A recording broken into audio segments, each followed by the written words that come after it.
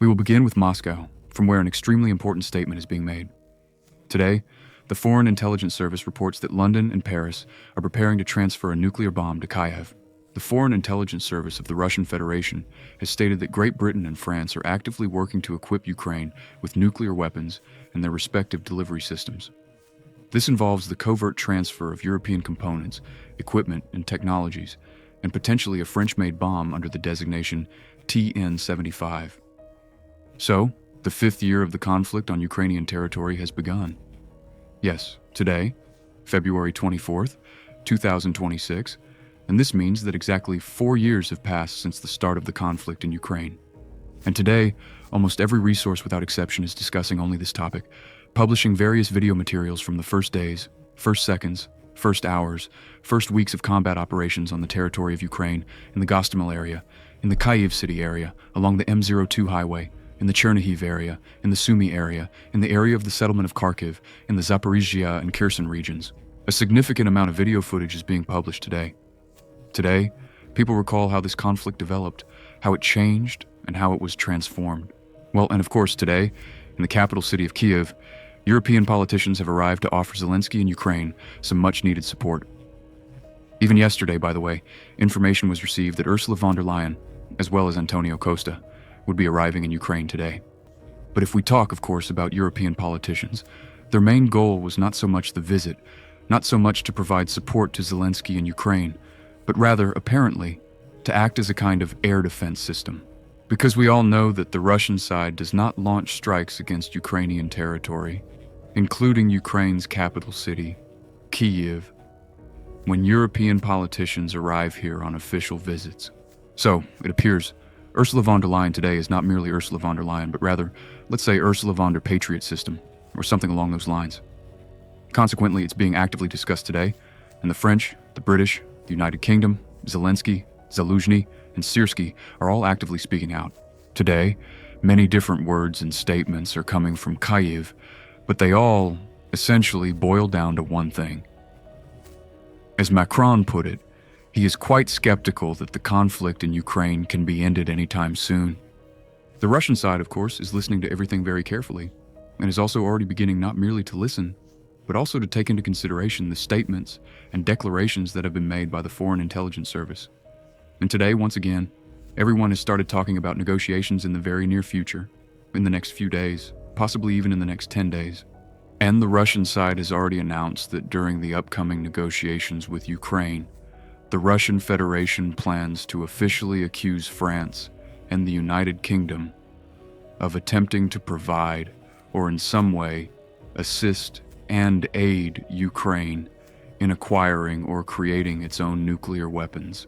So, we can see that despite the fact that this extremely severe conflict has already been ongoing for 4 years, we can also see that the conflicting parties, it seems, have not yet found common ground, nor have they identified viable options to bring this conflict to an end in the immediate future, or as swiftly as possible. At the same time, we can see that gradually, the conflict, of course, is becoming more burdensome for economies and for society. But we also see that the conflict is changing, transforming, acquiring new features, and taking on the characteristics of a total conflict. Today, a lot of very important news is coming from Ukraine. And I would like to remind you that just a few days ago, on February 22nd, extremely important news came to us from the city of Lviv. At that time, several video materials were published, showing that multiple explosions had taken place in the central area of the city. As a direct consequence of these blasts, I believe, around a dozen or perhaps even several dozen Lviv police officers sustained injuries. And then this news, of course, greatly agitated the Ukrainian public. However, little attention was paid to this news. And now, 2 days later, today, February 24th, information is coming in about several similar and analogous cases. Information is being received that another explosion has occurred within the territory of the populated area of Mykolaiv. In this particular incident, up to 7 police officers sustained injuries. And then, just a few hours later, further information came in about explosions and quite possibly a shootout within the Dnipropetrovsk region. And here's a video that pro-Ukrainian sources are circulating today. In these shots, we can clearly see the aftermath of what appears to be either a shootout or an explosion. This is some kind of police department located within the Dnipropetrovsk region. So, if we were to summarize everything, over the past 2 days, information has been received about 3 similar incidents, as a result of which at least, or approximately 30 Ukrainian police officers have sustained, so to speak, injuries of varying degrees. Similar reports also came in overnight from Moscow. An explosion also occurred there, and according to open sources, several police officers were wounded. And apparently, an explosion also happened near a car, a parking lot, or a parking area. That is to say, we can see that a transformation of the conflict is taking place. As I've told you, the conflict is acquiring the characteristics of a total conflict.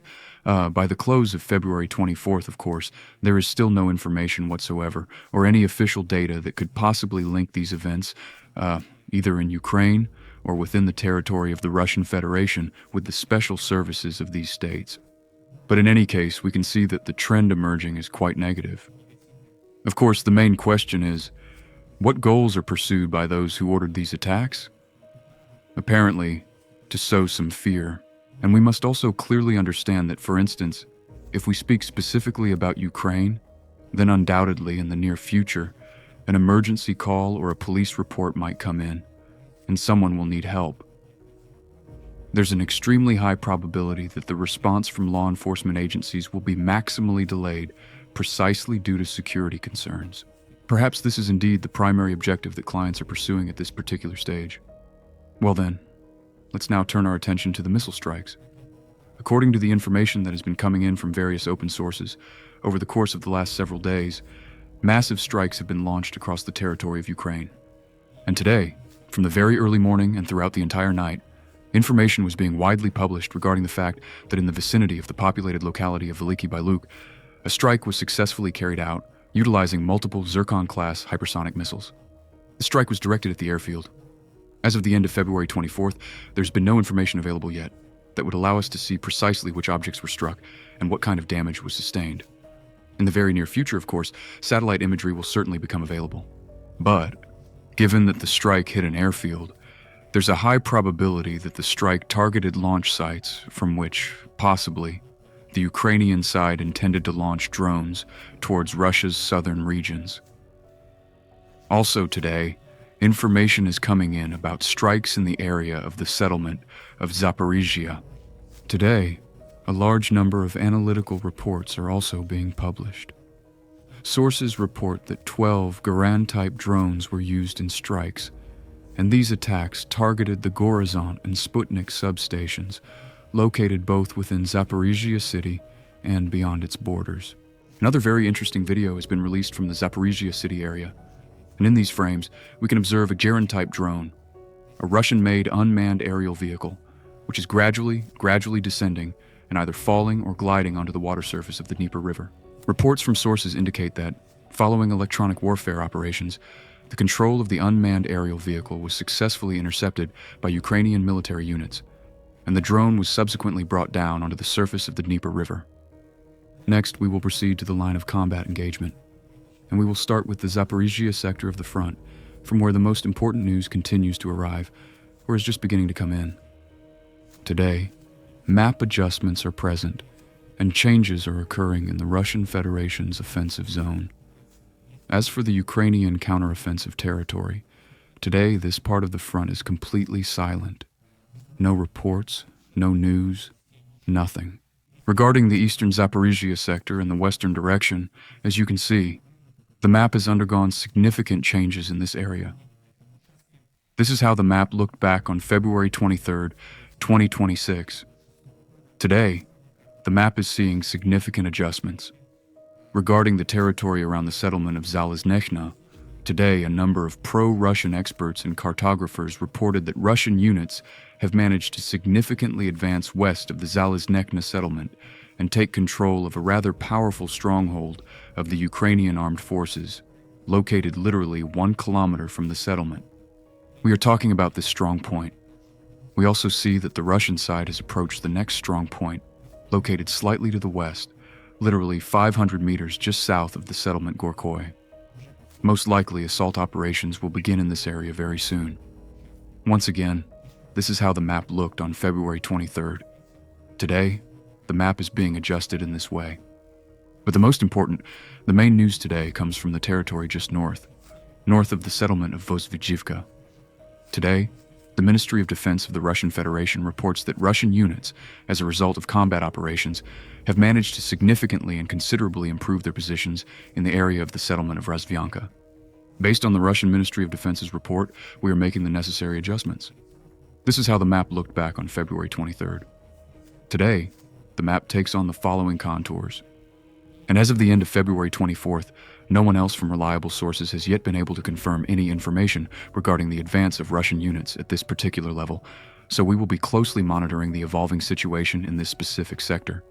Because without a doubt, the fiercest battles since the start of hostilities for the town of Vuhledar are currently taking place here.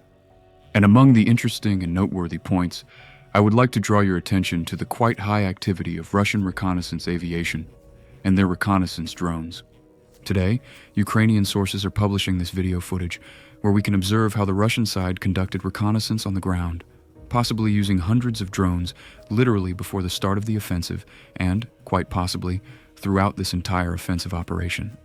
In these frames, we can see how the Ukrainian side attempted to shoot down Russian drones.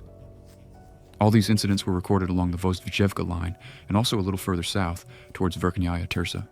Thus, based on all these materials, and also on information regarding the status of the Razvyanka settlement, it can be concluded that in the near future, Russian units will move further south towards the Vozvyjivka settlement. Russian units will also definitely move towards the Gorkoy settlement very soon, and even further north towards the settlement of Verkhnaya Tersa. I would like to remind you that these three settlements, Razvyanka, Vozvyjivka, and Verkhnaya Tersa, at one point, even as recently as yesterday, so to speak, constituted the primary line of defense for the Zaporizhia sector of the front and the city of Zaporizhia itself. And now we see with you that, according to the Ministry of Defense of the Russian Federation, at least 33% of this defense line are already under the control of Russian units. And apparently, everyone understands perfectly well, and first and foremost Syrskyi, and possibly Zelensky too, that in the event of the loss of this section of settlements, operational space opens up, and Russian units will advance for a direct strike towards the northeastern outskirts of the Orekhiv agglomeration. And this strike will be delivered in the shortest possible time after the fall of this defense line. Also, operational spaces are opening up for Russian units to advance further west, in the direction of the settlement of Zaporizhia. And based on what we are seeing, the quantity, quality, and characteristics of these settlements, we can draw the conclusion that all the way up to Zaporizhia, we will not encounter any more major population centers.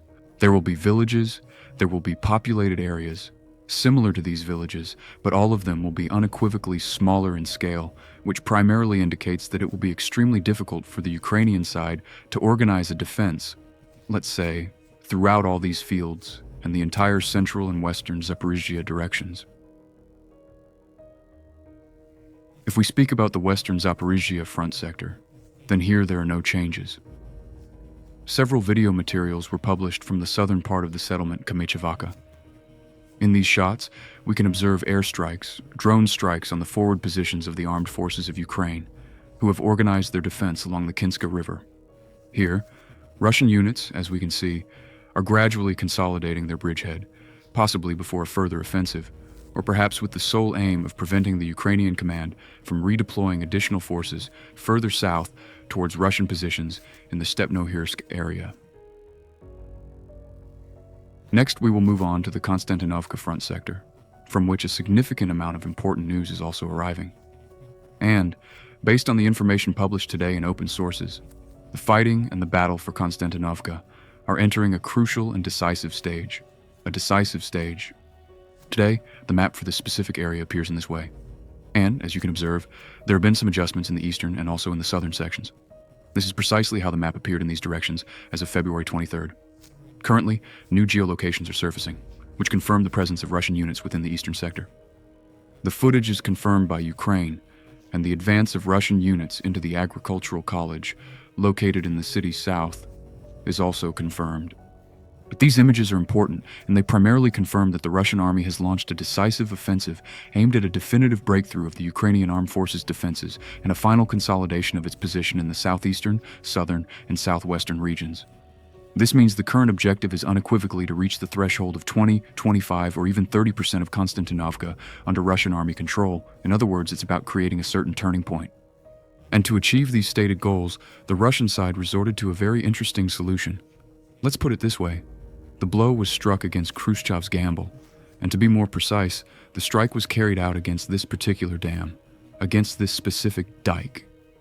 And in these frames, we see in the first episode a strike on the southern central part of southern Konstantinivka. And then, in the following seconds, in the next frames, we see a strike on the dam. And according to open sources and various experts, this dam has been destroyed and broken, and currently a large volume of water is flowing in a northeasterly direction along the Lozovaya River, all the way to Highway 0523. Today, sources close to the situation are reporting that right now there's a flood here, which is quite an unpleasant occurrence. Here, the area situated between Khrushchevsky Pond and the Lozovaya River, specifically along the Lozovaya River, the highway designated 0523, is now completely submerged, which renders the movement of reinforcements and reserves from the settlements of Alexeyevka and Drushkovka towards the south, specifically into the southern and southwestern sections of the settlement of Konstantinovka, virtually impossible. So, moving along this road in this direction is now extremely difficult for Ukrainian units. But this situation will definitely last for several days, 2, 3, 4 days, and most likely the water will begin to recede. And of course, when the water recedes, the Ukrainian side will be able to restore some logistical potential. But most likely, this is exactly what the Russian Federation is counting on. So, while there are still quite significant logistical problems here, the Russian side is actively pushing in the city's southwest, south, and southeast directions. Konstantinovka, to break through the defenses, consolidate, and effectively get drawn into dense, deep urban fighting. Next, we move to the Sloviansk sector of the front, where information continues to come in about the further development of the Sloviansk offensive. Today, the map has again undergone changes. Let me remind you that yesterday, objective control footage appeared, confirming the presence of Russian units on the territory of the Lipovka settlement. By the end of the 24th, the Ministry of Defense had still not confirmed full control over this area, but most cartographers, whether pro-Ukrainian or neutral, have already made the corresponding markings, and overall the main combat operations are now unfolding for the settlement of Fedorivka Druha. To be more precise, the Russian side is now actively trying to storm this large forest massif, and those located south of Fedorovka Vtoraya, directly opposite the settlements of Golubovka, Privilia, and also Bandernoye. This forest is now actively targeted by Russian artillery, FPV drones. So it's possible I wouldn't be surprised if this forest is already under the control of Russian units. At this stage, we've only received footage confirming the start of combat operations, and naturally, once this forest area falls, battles will begin for the farms located in the southern part of Fedorivka Druha. So, the Russian army is actively on the offensive, and we can see that those Russian troop groupings in this sector are completing the battle for the southern, let's say, M03 road front. The final stage is already underway, and simultaneously, Russian units are intensifying their pressure, engaged in battle along the main line of defense. These are Krivaya Luka, Kaliniki, and Reznikovka. Today, from this very direction, we are also seeing adjustments and new developments. Russian units are actively advancing towards the settlement of Krivaya Luka. Reports indicate that Russian forces are already calmly entering the village territory from the south, east, and north. Russian units, according to various cartographers, have also secured another stronghold, which is located north of the western part of the settlement of Reznikovka. This is about this strong point, and we see, based on yesterday's footage, that the Russian side is actively storming another powerful strong point, located north of the Kaliniki settlement. So the Russian army is actively advancing, and it can also be confidently stated that combat operations for the eastern defense line are also nearing their end. In the very near future, it appears, battles will commence for Rai, Alexandrovka, Malin, and Nikolaevka, as well as for another large forest area located to the east of the settlement of Nikolaevka. However, this will be the final engagement, so to speak, on the Russian side of the Seversky Donets River and the Seversky Donets-Donbass Canal. And, We can already observe that the Russian army is shortening the distance and is getting progressively closer to the settlement of Sloviansk. However, when we speak of the settlement of Sloviansk, it appears that developments here are somewhat different from how they unfolded, at least during the combat operations for other populated areas. I want to draw your attention to the fact that during the battle for any populated area, whether it be Seversk, Pokrovsk, or Konstantinovka, any such settlement upon the Russian army's approach was always subjected to massive shelling with the use of aviation. Strikes were primarily carried out against, of course, temporary deployment points, and also against the positions of FPV drone operators. In this case, we see that the Russian side is moving towards the town of Sloviansk. However, airstrikes are not being delivered.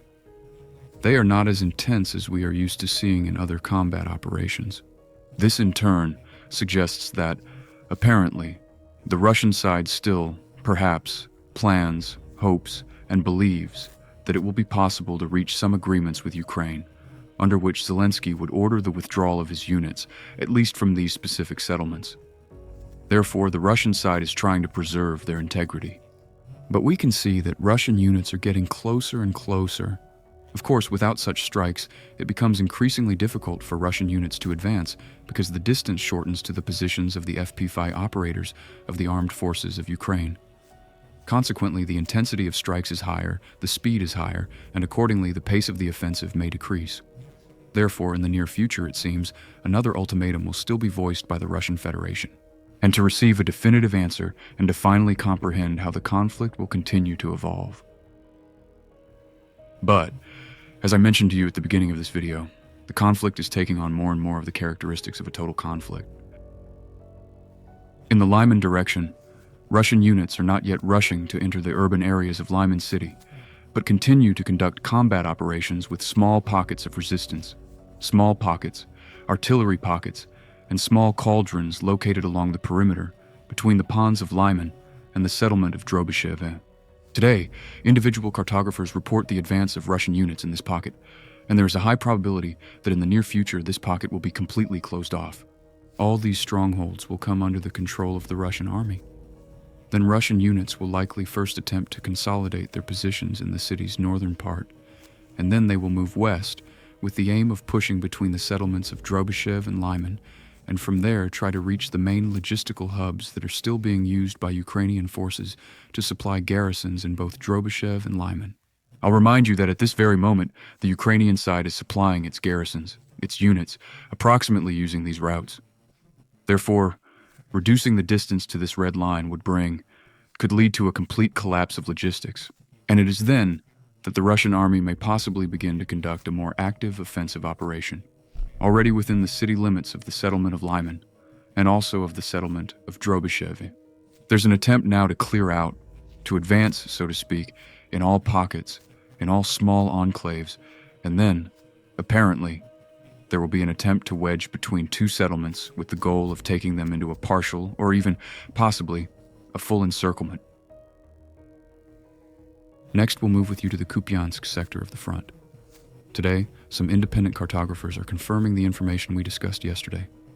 Let me remind you that yesterday, a video was published from the central part of Kupiansk-Uzlovoy, where we could see Russian soldiers patrolling the area. However, even up to this point, as February 24th drew to a close, a significant portion of pro-Russian experts, so to speak, have chosen to ignore this particular video footage and have not been quick to implement any necessary adjustments based on its content. Currently, only neutral cartographers and those with a pro-Western stance are making notations, actively expanding the gray zone within the central and southern sectors of the Kupiansk-Uzlovoy populated area. Next, we are moving with you to the northern direction. Today, special attention should be paid to the Sumy front sector, where the Russian army has once again launched a large-scale offensive and is gradually infiltrating deeper. Already, in a separate part of the second line of defense, heavy battles are being fought today on the outskirts of Malaya Korchakovka. Russian units are now storming the settlement itself.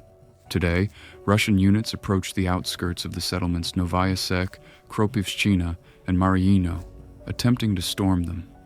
And it's possible that soon Russian forces will manage to establish themselves along the second line of defense and effectively enter the territory of the Great Sumy Forest. This Great Sumy Forest is located between the settlement of Sumy and the state border. This is precisely where the Russian army is now trying to advance, so that during the spring and summer military campaigns, when the foliage appears, when they can advance, possibly, even with larger forces under the cover and protection of leaves from FP-5 drone operators, then Russian units can intensify their offensive with the aim of reaching the very settlement of Sumy from the north and northeast. On the other hand, a significant amount of video materials is being received from the areas located to the west and southwest of Kondratyevka. The footage, once again, has been released by the Ukrainian side, and in these particular shots, we can observe, once more, reconnaissance operations being carried out by the Russian forces over the terrain. Dozens of drones at which Ukrainian operators are attempting to launch strikes. So here we are observing a situation and a scene quite similar to what we previously witnessed in the vicinity of the settlements of Vozvyzhivka and Verkhnya Tersa. And I'd like to remind you that immediately following such reconnaissance, information was received regarding an advance in the Rozdvianka area, as reported by the Ministry of Defense.